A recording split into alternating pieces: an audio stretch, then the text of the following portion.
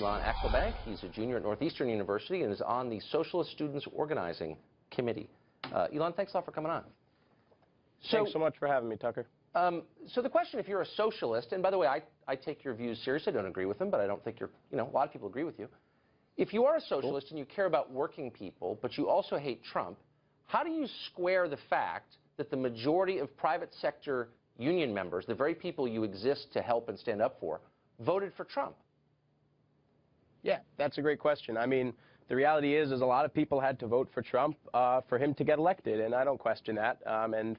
He's now the president of the United States of America, and we have to deal with that. But from our perspective in Socialist Students, we're calling for a national day of student walkouts on January 20th, on Inauguration Day, in order to send the strongest possible message, starting on day one, that we reject his agenda of, attacks on women and not letting women, have the right to choose what to do with their body. His agenda of deporting millions of hard, working class immigrants, working people like you're talking about. His agenda of forcing Muslims, millions of peaceful, genuine Muslims to register in this registry Right. so that the government can monitor him. And we reject his corporate agenda, which will actually hurt a lot of working class people, and really the whole 99% as a whole. So what we're doing is calling for students to walk out of classes and join protests in their cities on January 20th to send that message and build, step one in the process of building a movement to resist Trump. But I'm confused about the message. So if you're a socialist, you're primarily interested in changing our economic policy, and I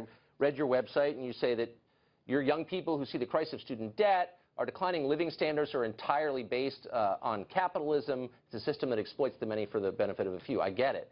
But again, back to my first question, a lot of people voted for Trump, but they were largely, overwhelmingly working class people, the very people you say you're here to represent and help. Have you thought at all about why that is?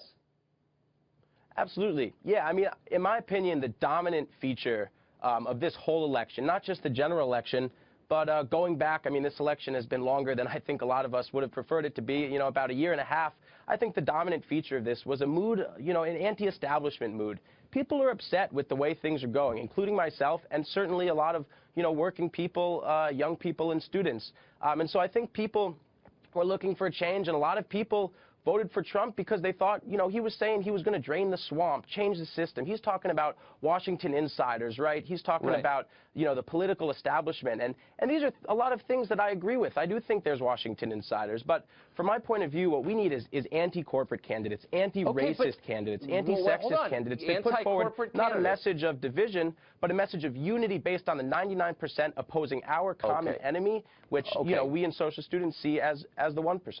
But wait a second. Who did the 1% support in this election? Who did every CEO, the entire tech community, all of finance, all of them were against Trump? And by the way, who's in favor of the mass immigration that you claim to support?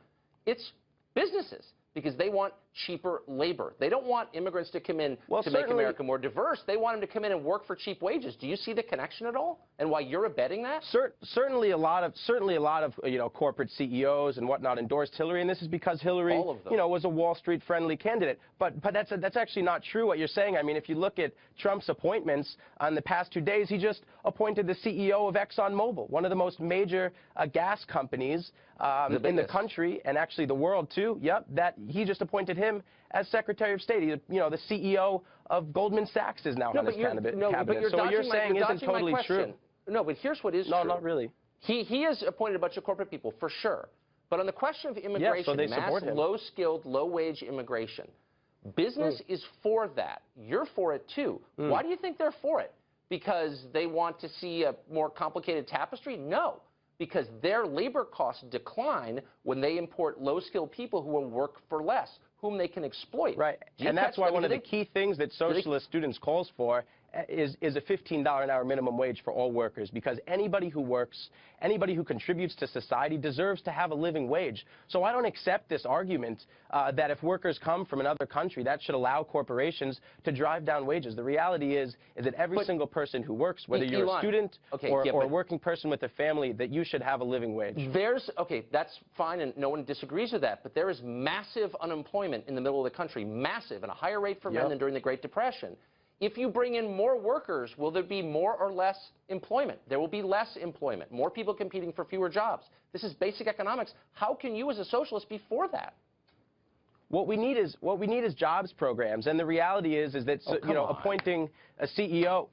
The reality is that appointing a CEO of Goldman Sachs as our as our finance advisor, somebody who rejects the concept of the minimum wage. Look, I'm taking you seriously, and you're just repeating dumb liberal talking points. Be a socialist.